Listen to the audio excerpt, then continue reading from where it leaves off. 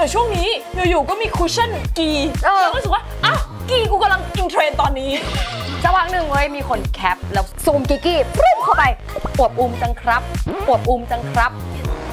ทำยังไงให้ขาหนีบไม่ดำทำยังไงให้ก้นไม่ดำทำยังไงให้กิกกี้หนูขาวขึ้น Geeky Academy Welcome to Geeky Academy ยินดีต้อนรับพี่ปายค่ะสวัสดีค่ะสวัสดีค่ะคิดถึงมากอันนี้อัปเดตหน่อยพี่ปายเป็นไงบ้างคะช่วงนี้สบายดีทั้งเลิฟและกิกกี้ค่ะ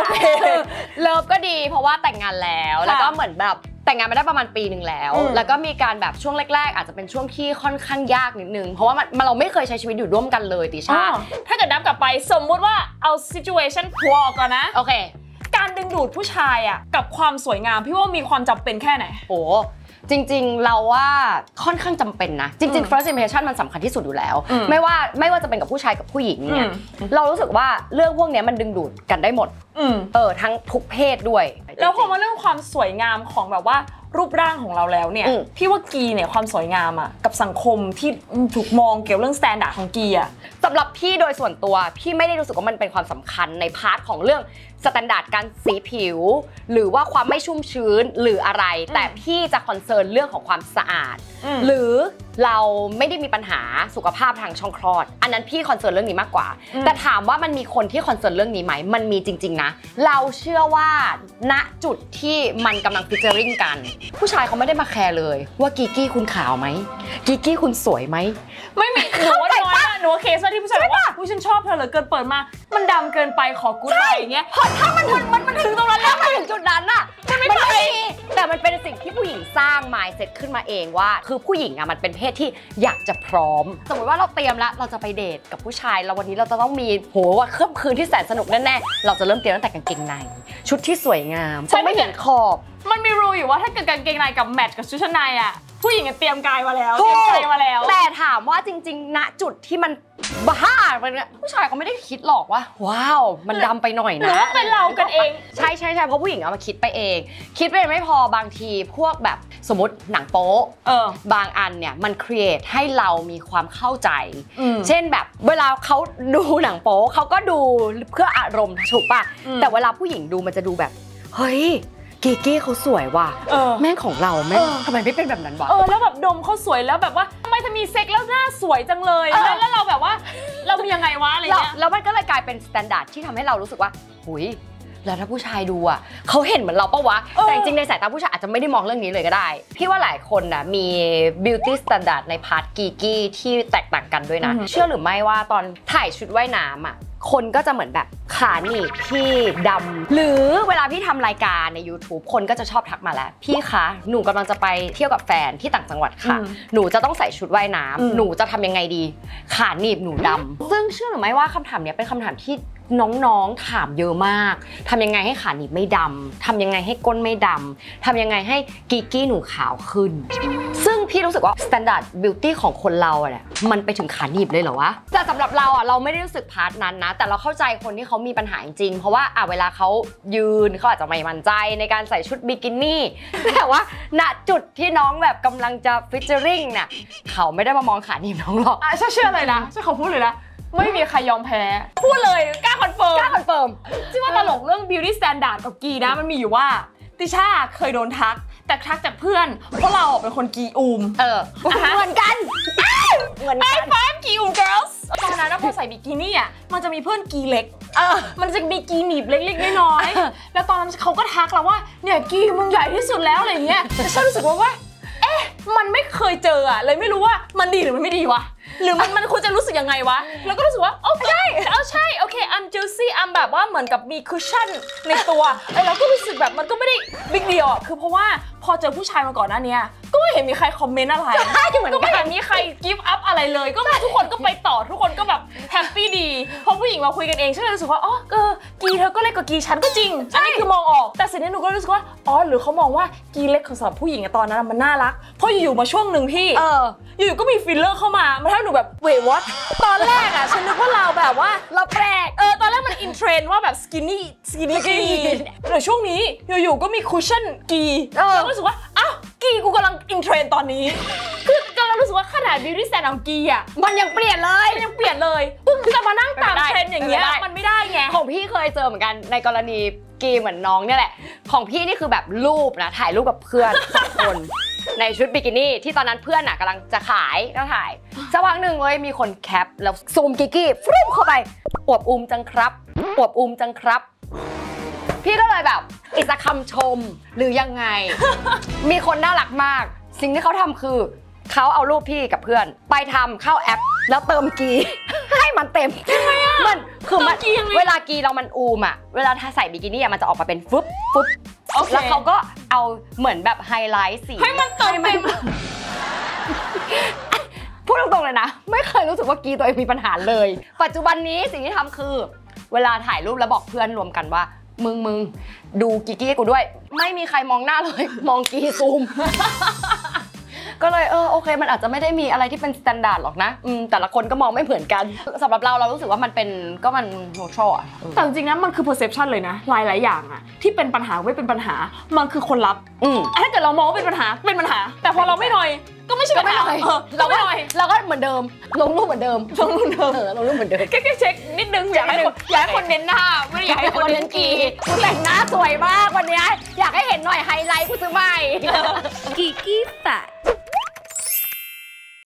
ทุกคนรู้ไหมคะว่าจริงๆแล้วมันมีกลไกลับๆค่ะที่จะมาบอกทุกคนนะคะว่าเวลาที่ผู้หญิงเกิดอารมณ์อะไรที่เกิดขึ้นในร่างกายบ้างและอะไรที่ทำแล้วไม่แฮปปี้เลยมาฟังกันค่ะการเกิดอารมณ์ทางเพศของผู้หญิงเนี่ยเป็นผลของการทำงานของหลายปัจจัยด้วยกันค่ะทั้งสิ่งเร้าภายนอกแล้วก็ภายในร่างกายรวมถึงฮอร์โมนที่สำคัญเช่นเอสโตรเจนเทสโทสเตอโรนออกซิโทซินฮอร์โมนเหล่านี้นะคะช่วยเพิ่มอารมณ์ทางเพศค่ะแล้วก็เพิ่มความไวต่อการถูกกระตุ้นและอีกอย่างทำให้เนื้อเยื่อภายในเนี่ยมีความชุ่มชื้นและก็ยืดหยุ่นเพื่อทำให้เราพร้อมต่อสถานการณ์ต่างๆแล้วก็เพิ่มอารมณ์ทางเพศขณะที่มีเพศสัมพันธ์นอกจากเรื่องของฮอร์โมนก็ยังมีอีกหนึ่งปัจจัยค่ะที่มีเอฟเฟกต์ต่อความรู้สึกของผู้หญิงหรืออารมณ์ของเรานั่นก็คือสุขภาพของกีกี้เพราะว่าถ้าเกิดกีกี้ป่วยหรือสุขภาพไม่ดีก็มีผลต่ออารมณ์เหมือนกันค่ะดังนั้นการดูแลสุขภาพกีกี้ที่สำคัญที่สุดเลยคือดูแลความบาลานซ์หรือความสมดุลของกีกี้ทุกคนรู้ไหมคะว่าจริงๆแล้วกีกี้ของเรามันจะมีความสมดุลเป็นกรดอ่อนๆซึ่งมีตัวแบคทีเรียชื่อว่าแลคโตบาซิลลัสที่จะช่วยคุมความสมดุลนี้และในกีกี้ของเราก็มีไกลโคเจนเป็นแหล่งอาหารของตัวแบคทีเรียชื่อว่าแลคโตบาซิลลัสจะถูกแปลสภาพให้เป็นกรดแลคติกที่คอยปรับสภาวะความกดด่านให้กีกี้ของเราเนี่ยมีความกรดอ่อนๆตามธรรมชาติและอย่างก็ยังช่วยยับยั้ง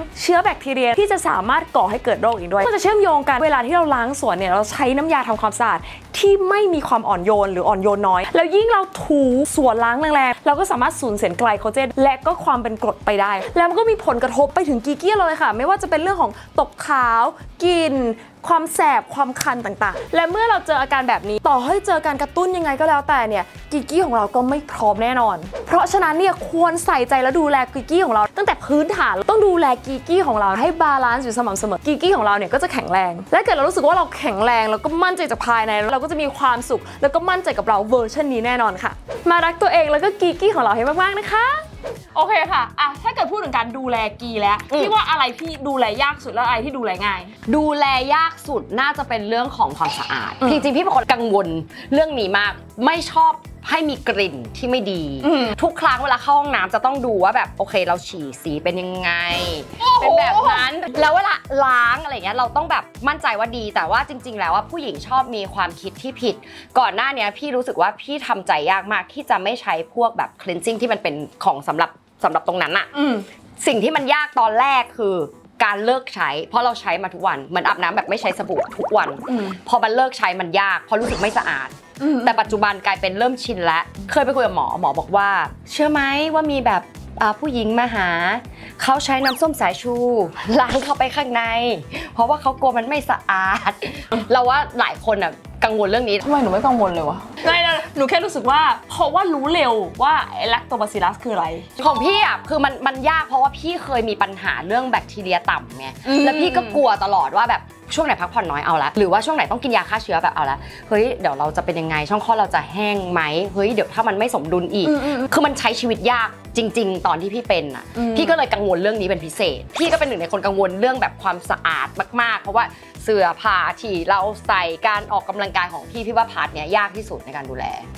อยากถามว่าพี่มีอะไรที่คิดว่าเป็น red flag ไหมของ beauty standard ผู้หญิงอะที่เป็นแบบมีความท็อกซิกคือจริงๆการทำงานในวงการบันเทิงอย่างเราอะมันโดนอยู่แล้วไม่ว่าจะเป็นเรื่องของแบบ รูปร่างสำหรับพี่อะเมื่อก่อนเราอาจจะรู้สึกเหมือนแบบโหเรากังวลมากจริงๆพี่เป็นคนกังวลมากเรื่องขาตัวเองรู้สึกขาใหญ่มากแบบไม่ชอบขาตัวเองเลย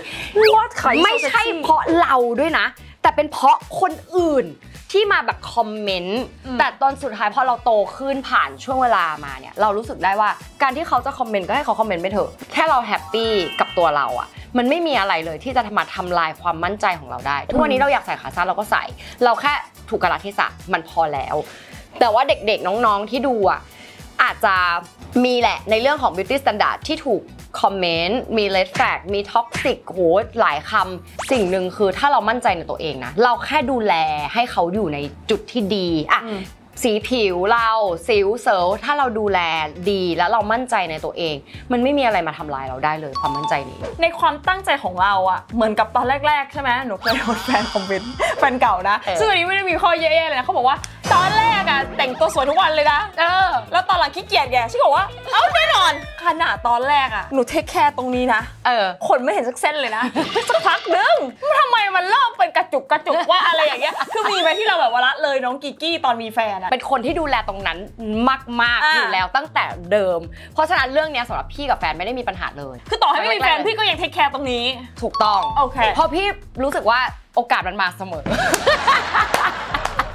ชอบนะพูดใครจะไปรู้การที่เราได้ทำความเข้าใจอ่ะมันทำให้เราแบบมากขึ้นอ่ะไม่ได้มานั่งแบบเพรสเชอร์ตัวเองเช่นเรารู้ว่าเฮ้ยมันมีช่วงของประจำเดือนนะคือในเดือนนึงมันจะมีช่วงที่มันอาจจะเหนียวพิเศษหน่อยนั้นหรือเปล่าเพราะมีอะไรที่หนาแบบเกาะตัวกันมากกว่าหรือว่าการกินการใช้ชีวิตอ่ะมันมีส่วนเพราะว่าบางทีคุณกินของหมักดองอาจจะมีกลิ่นพิเศษออกมาใช่เพราะว่าขนาดร่างกายเราที่ไม่ใช่กีนะเป็นเหงื่อของคนอ่ะมันยังมีกลิ่นพิเศษของมันเลยการที่เราเข้าใจมันทำให้เราแบบ1สามารถดูแลตัวเองได้ดีขึ้นถ้าเกิดเรารู้ว่ากีเราเหม็นเพราะกินส้มตำปูปลาร้าทุกวันก็จะได้รู้ว่าจะได้ปรับไงแทนที่จะมานั่งเฟลตัวเองว่าอุ้ยกีฉันเนี่ยต้องไปนั่งฉีดน้ำหอมไม่ใช่อาจจะแค่ปรับการกินหรือเปล่า